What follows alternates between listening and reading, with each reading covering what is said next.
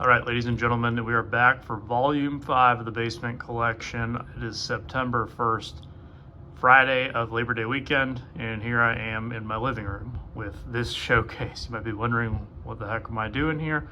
Well, this showcase was actually one of the first things we found in the Basement Collection, and I was really stunned to see this, but I was also extremely excited because I've been in the market for a new showcase. I have not replaced mine since I started, and they have felt the effects because they're not really meant to be card show display cases. So this one will go a long way, and I'll probably get another one, but I know that Dave's dad probably used to take this to shows, and I'm glad to continue the legacy here all these years later. So as you can see, it's got a sticker here. I'm gonna need to get some Goo Gone on that and get that rubbed off, and give the glass a little once over with some Windex as well, probably.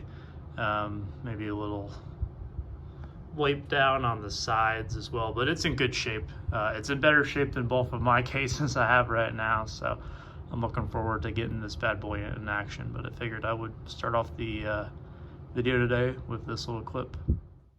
All right, it is now Labor Day, Monday, September 4th, 2023, and the show over the weekend was pretty good. I didn't move much in terms of the Basement Collection, but I'm only a little bit of the way through it. I'm expecting most of my success and most of my sales through Basement Collection items will probably come sometime in the late fall and early winter once I have the majority of things sorted out, priced out, ready to sell. But still not quite at that point yet with a large portion of the items. But I keep tackling these programs, and I have to give a tip of my cap to Stuke's Baseball Cards and Curiosities here on YouTube. Pretty sure they've commented on all of the Basement Collection videos so far, and I appreciate everyone who's been checking out and following along with the series. But when I showed off the Super Bowl program, their comment stated that I should check the inside to see if there was a Super Bowl I ticket, because that would be, and pun fully intended here, a big ticket item. And that is absolutely correct, because there are some things that have been tucked away in these programs that I found interesting. Fortunately, no Super Bowl I ticket, but still some cool pieces. Show you this one here. Probably the most infamous game from the 1985 World Series. I guess infamous depending on which side of the fence you sit on. If you're a Cardinals fan, that might be a more appropriate word for you. But you can see there's a couple little creases in there, but still really cool to get a ticket stub from the World Series. I've really become a bigger fan of these tickets. I think now that we're in the digital age where you only kind of get those souvenir tickets if something big happens. I don't know what it is, but I kind of miss the appeal of having an old ticket stub. There's just something about it that is always, I always thought was cool. But one of the things I'm finding more often than some of these ticket stubs is signatures inside these programs. And some of them are a little bit tricky because a lot of these programs will have facsimile signatures in them. But as I'm flipping through the pages, sometimes I come across something like this. First page of the program here, you see it is a letter that is penned to the fans, Confessions of a Major League Owner. And this is Ewing M. Kauffman, who purchased the Royals when they became the Kansas City Royals. See, this is the inaugural yearbook here from 1969. And when I saw this signature, I was thinking, is this a legitimate signature or is this a facsimile? Because for me, a lot of the programs I would see, a facsimile signature would go here. I mean, if it's a letter, you would see a signature that's more appropriate to the size of the text in the letter, and it would be placed right around this area, most likely. But it's signed over here, and I mean, I believe this is him right here, if I'm not mistaken, and this would be a place where maybe you would actually get something signed. I just wasn't 100% sure, but one of the things that tips me off to this was that you have a second one of these, thankfully. And go ahead and flip through here. You'll notice, if you go ahead and rewind the video, or I can do a little bit of magic here.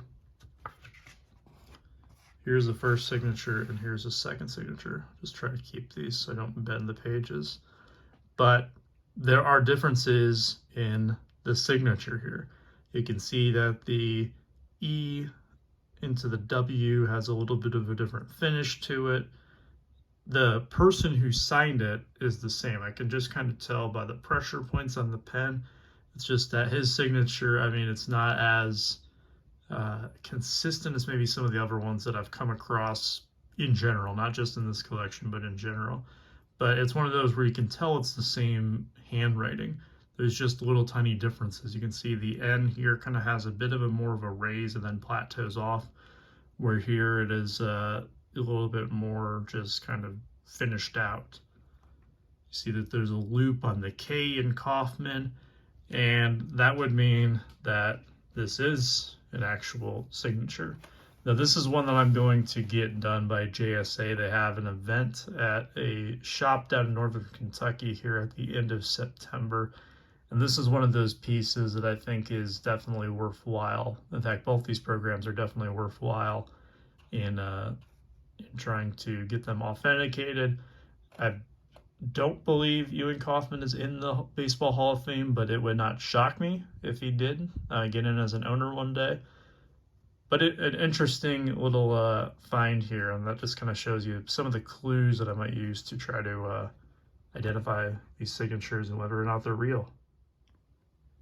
Okay, still Labor Day here now in the evening. I'm going through more of the programs and found two things that I thought were really interesting. This is, I guess, one of the more sought after programs based on market price that I've come across. It is the 11th annual Liberty Bowl from 1969 between Alabama and Colorado. You can see there 100 years of college football, centennial celebration stamp on it. But what was tucked away inside was this piece of paper. This is the first time I've seen like a sheet of paper tucked in one of these programs or magazines. It's got Liberty Bowl letterhead on it, dated about 6 weeks after the game actually took place. And my guess, based on the letters that Dave's dad had written to the executive director of the Liberty Bowl for a copy of the 1954 Sports Illustrated. And this got me thinking, okay, why would he write to him? What was on this cover? Well, my research, or I should say my Google search, turned up that the first issue of Sports Illustrated wasn't until August of 1954, but prior to that, there were these dummy magazines that were, I guess, were kind of the prelude to Sports Illustrated. And those had been released during this time frame. Again, I don't know exactly what took place in April of 1954. I mean, that's after football season.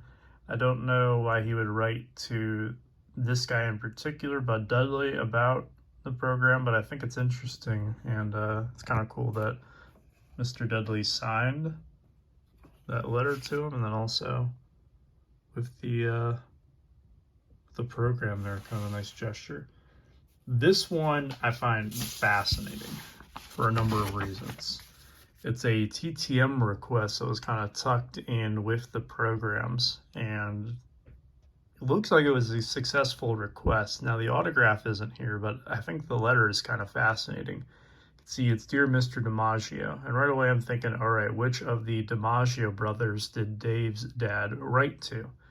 And based on this part of the request here, can you please sign the picture of your name and the Yankee Clipper, which was the nickname of Joe DiMaggio. This was a request to Jolton Joe, apparently. Wishes him a nice holiday season. And then, I think this part's interesting. Could you supply me with Dom's current address? I would like to get autographs of the 3 famous DiMaggio brothers. You can see it is signed there. And below is this piece of handwriting that has an address. I looked it up. Marion, Massachusetts is where Dom DiMaggio passed away. I'm guessing that's where he lived post-retirement.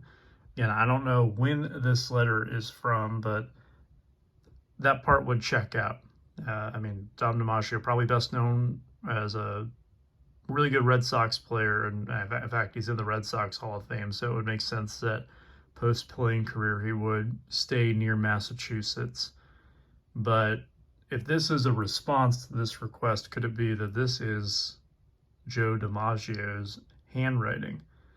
I went through to find some Joe DiMaggio autographs that are certified on eBay, and I don't see a lot that kind of matches up. Like the M in DiMaggio doesn't have this big loopy thing that he's got going on here. The D, when he signs his own name, doesn't have that. In fact, it kind of looks more like how Dave's dad writes the D up here, the uppercase D. So I don't know for sure. This is one that's kind of up in the air, but anyone out there who might be a Yankee fan or Hall of Fame handwriting expert, you can provide some insight on that. That would be pretty cool, because that might mean that this is a handwritten piece from Joe DiMaggio as part of its old school TTM request.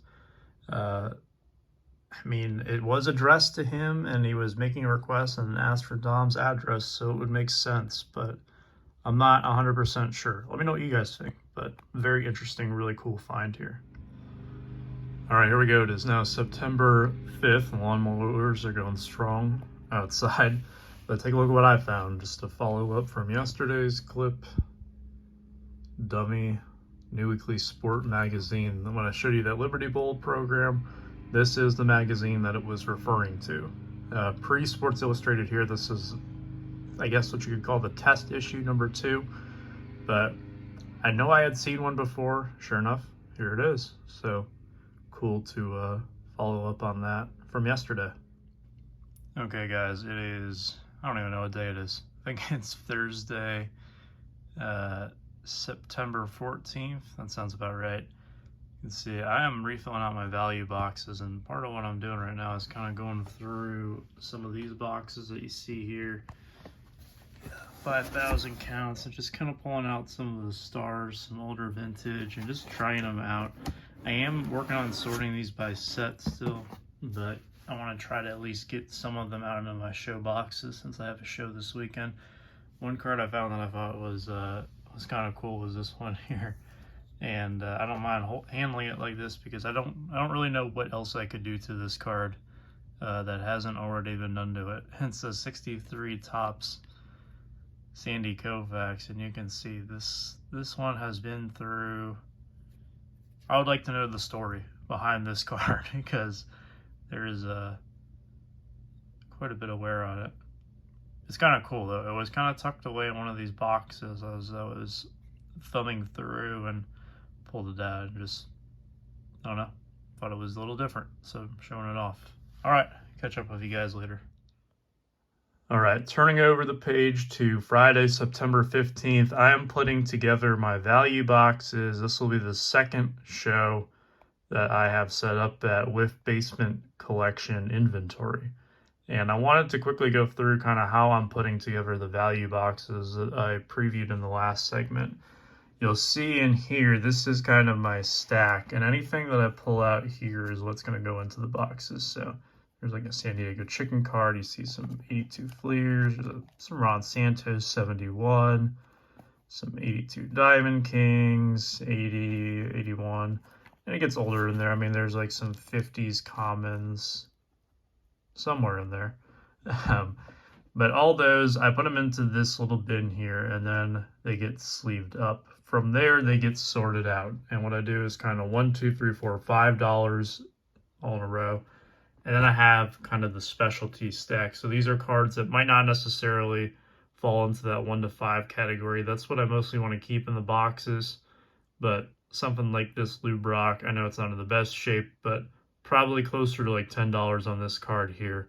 And that one will be set aside just because I have to change the setting on the price gun to get it to the point where I can do double-digit numbers. So that's kind of how I'm doing it. In terms of pricing, I always make this joke when I do my card show recap videos. I do like to go through value boxes, but a lot of times I end up just going through boxes because there's no value in them.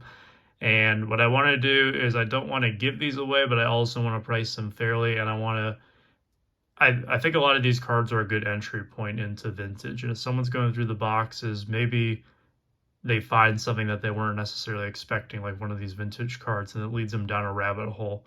And I think that would be really cool. Me personally, I've learned so many things going through value boxes, not just value boxes with vintage, but just seeing all the different sets and all the different players. And you can, this is a way to kind of dispel the myth that vintage is really expensive to get into. I mean, like I said, a lot of these are going to be $1 to $5 cards that I'm putting in there.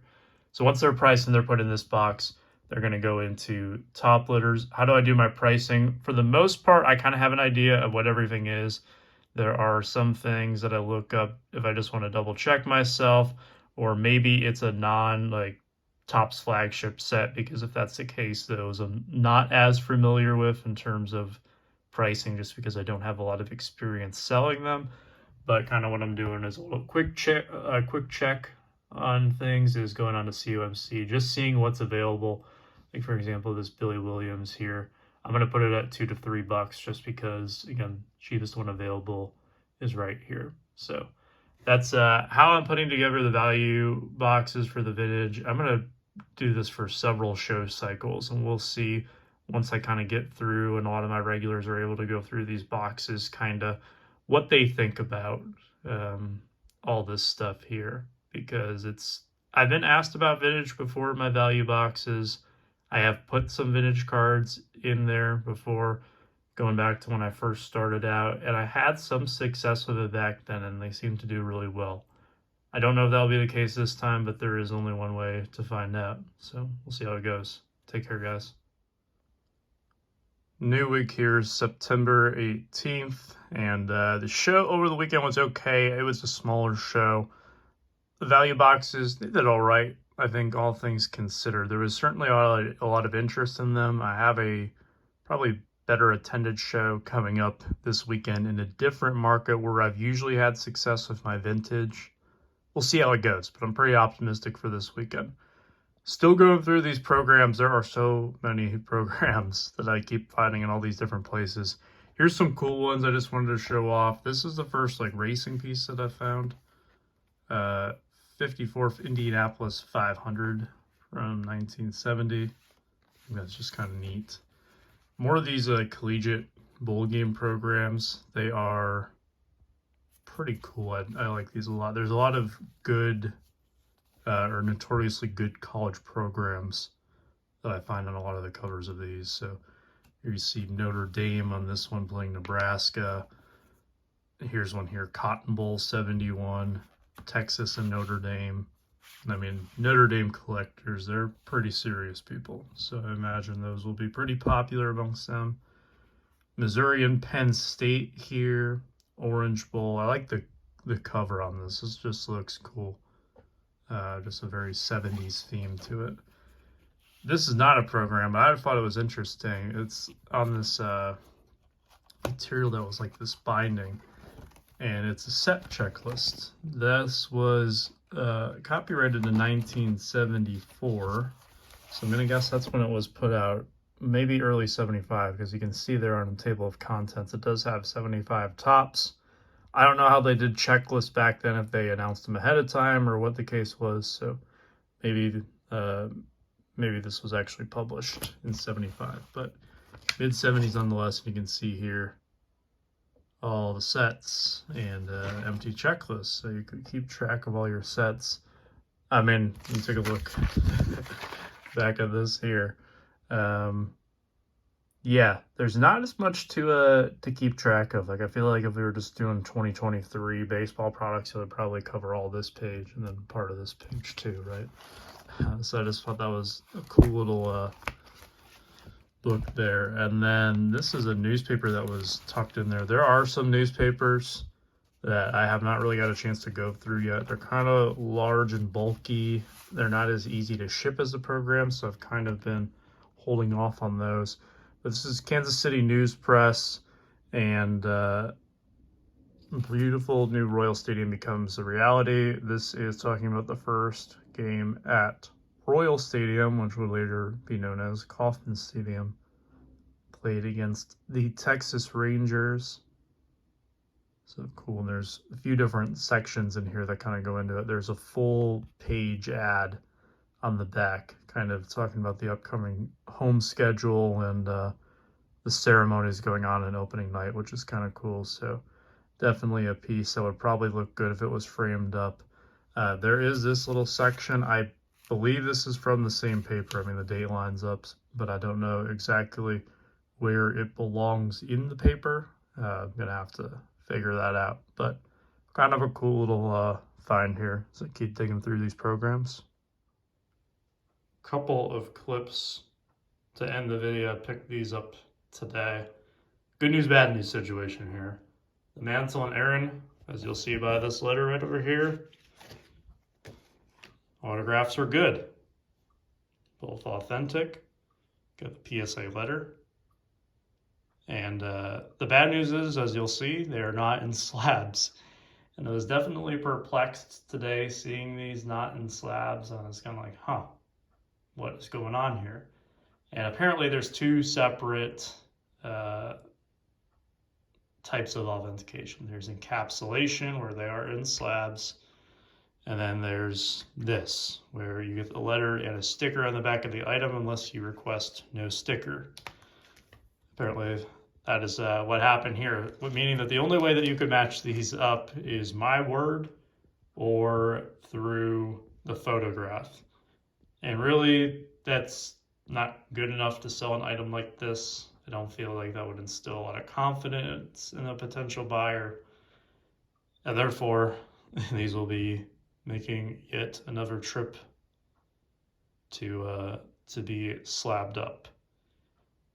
Good news is they're authentic.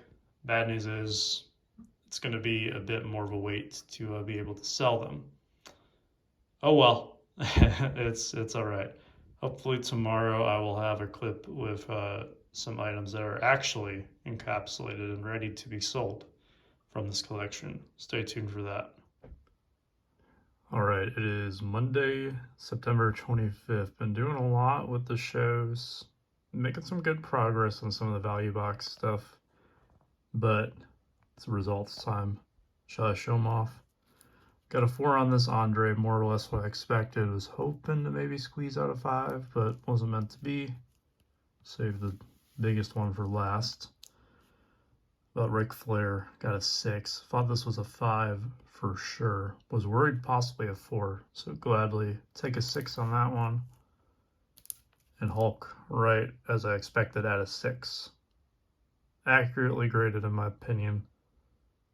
Happy with what we got on them. So these will be for sale. As you can kind of see, the sticker prices I've already got on them for shows, and I'll be taking them around to various places. But I mean, these are, I've had a lot of people asking me at shows what they are, just because it's a set that's not well known among casual collectors, I would say. A lot of people just see the wrestling stuff, they think it's cool. And how I equate it is that this is kind of like the 1952 top set for wrestling. And I gotta say, these are all beautiful examples of these, and can't wait to get them into their forever homes. But that will do it for part 5. Hopefully you guys enjoyed this. I know this was a kind of a spread out episode, probably taken, I would say, 3 to 4 weeks to put all these clips together, but hopefully it was worth it. I'll catch you guys later. Take care. Stay safe. Be kind.